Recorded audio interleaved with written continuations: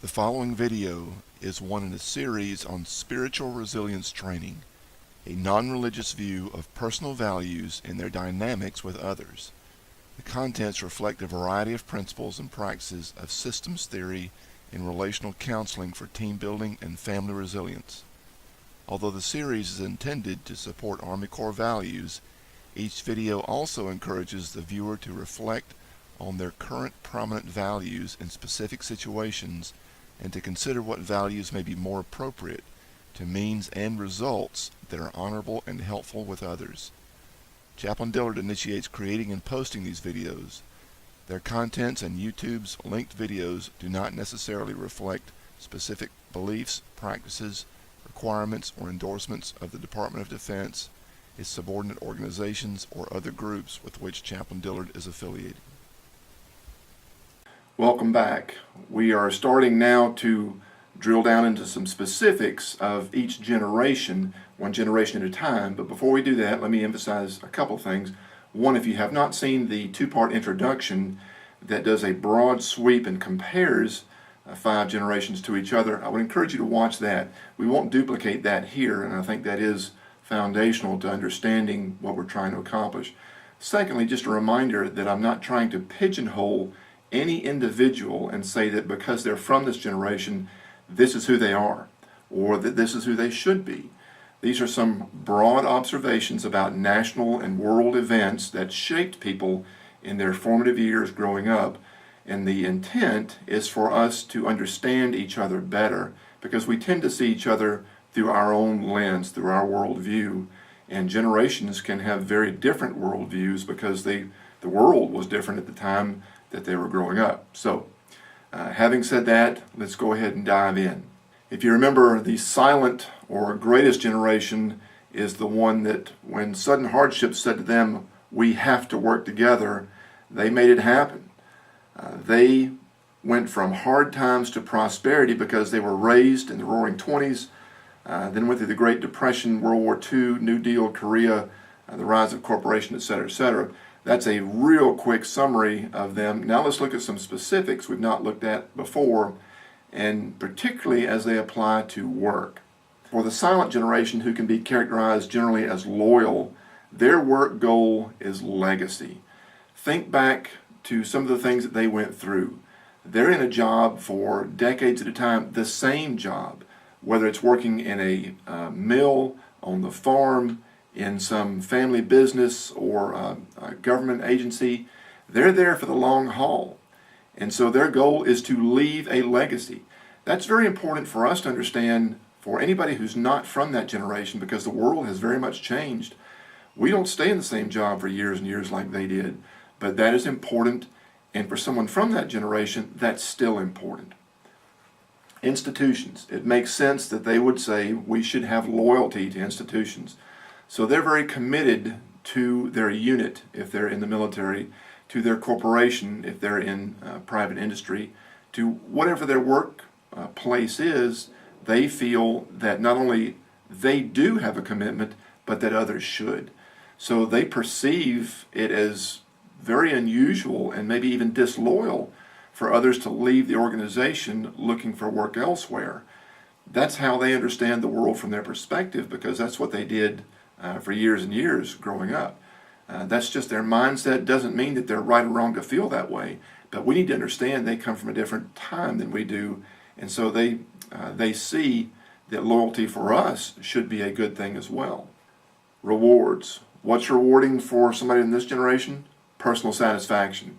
Knowing that they did the job well, knowing that they did it to excellence, that they were committed to their teammates, that they didn't quit, that they were in it for the long haul, and that they appreciate each other, a personal satisfaction. A career path. In their mind, as we've already said, changing jobs is bad. That's something to talk about if you're in a multi-generational work team and you know that you're going to be there, this is a transition job for you, you're going to be there for 2 or 3 years and you're moving on looking for something else. If you sense that somebody from the silent or greater generation is beginning to show signs of bitterness or confusion, you might just say to them, I'm probably only here for a couple of years. This is my first or only second job, and I'm still kind of feeling my way as to what I should be doing in the world. What do you think about that? Knowing that they're probably going to say, well, I think it's pretty fast to move on after just 2 years. But to get the elephant into the room, speak the elephant into the room, and go ahead and talk through that and listen to them. They've got some things to help us understand and learn, but talk to them as well, because it's better to talk through an issue than to have that elephant in the room that everybody has to walk around and is concerned it's going to trample on them if they bring it out. Feedback. No news is good news. Think again back to the generation that they came up in. World War II, Great Depression, New Deal, Korea, lots and lots and lots of difficulty. And there was so much bad news going on, they really didn't want to bring more bad news to each other.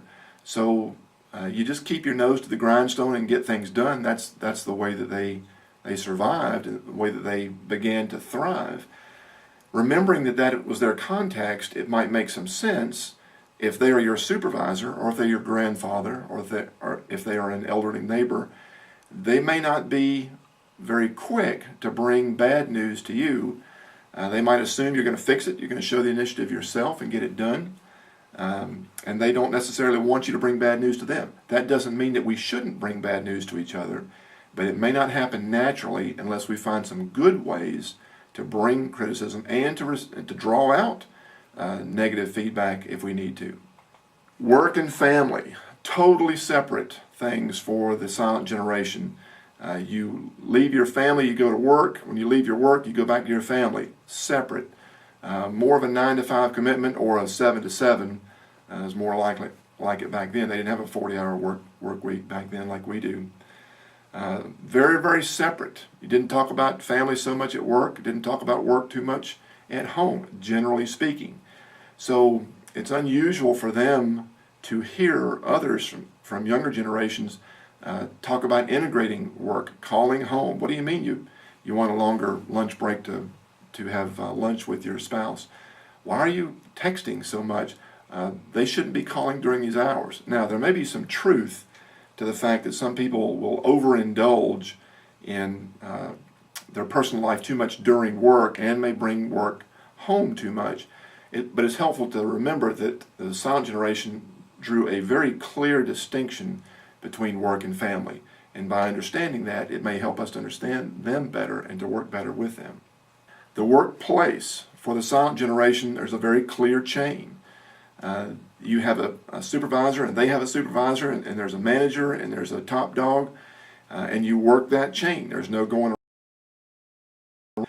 Oftentimes now, it's more of a matrix. We have a technical chain and a chain of authority, and sometimes we have a chain of financial grants and so forth, and there's other types of chains, more of a matrix, almost three-dimensional. But to realize that that's how they grew up and how they thought, so for them, this is very important, the chain of authority, and so they might not explore others as much, and they might think it odd that we don't emphasize this as much, but also give some weight to the other types of chains. Leader style was more directive. That makes sense too. If you're in times of crisis, you don't have time to beat around the bush. Somebody's got to make difficult decisions, and it's just a waste of time to put it off, especially if there's hard news. You say it, you get it done. So we might perceive someone even though they're called the silent generation because they didn't speak out as much in society compared to the baby boomers and Gen X and others that followed. They're very directive, and you can kind of watch the John Wayne type era. John Wayne is from this Greatest Generation. That's a little bit the style. So if your grandfather or your older supervisor or manager seems gruff, that's the era they came from. Just be patient with them and understand that in their mind there's some goodness in that. Communication. Let's do it in person and be discreet, which makes sense. They came up in very hard times, lots of bad news about the world. If you have some bad news about me, let's go in your office, close the door, deal with it discreetly, privately, and let's move on. Motivation. What motivates you at work? Respect. I've been here 30 years. I know this job. I've been committed to this job. You owe me respect. When you've achieved that type of longevity and seniority, you will have more respect too. Right now you have little respect. You've been here for a year, you have no supervision authority, you have little respect. It has to be earned over time, might be the way that they think. And again, that's the paradigm that they came up in. Mentor type desired, and that would be more long-term for the standards of the job. If they're going to be in a job like they were for decades and decades, a close relationship with a few people for years, but their goal is primarily to learn the standards. Okay, how do you get this done? Does it need to be done to an A+, to a B+?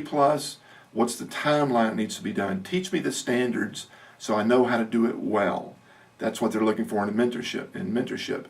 Not as much personal development and other career choices. There are no other career choices. There's sticking to your guns and being faithful over the long term. Now, how about some resulting values and beliefs? Remember we said that generally speaking, the silent generation can be characterized as loyal. So here are some things that generally apply. Quality.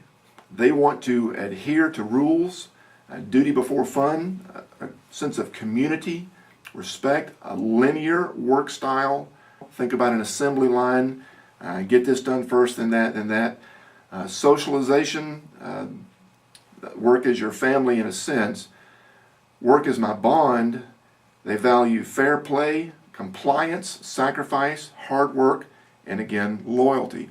All these things make sense for somebody from this generation, and it can be very helpful for us to remember the context they grew up in so that we can understand them and help them begin to understand us as well. Not pigeonholing who every individual is or who they should be or what they should be like, but generally speaking. Now, a few suggestions about them in the workplace.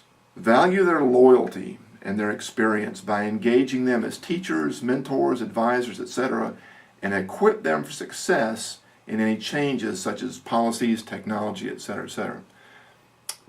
Whenever we work with somebody else, we want to think of two things. How can I be helpful to you, and how can you be helpful to me? So that there can be a synergy, so 1 + 1 = 3.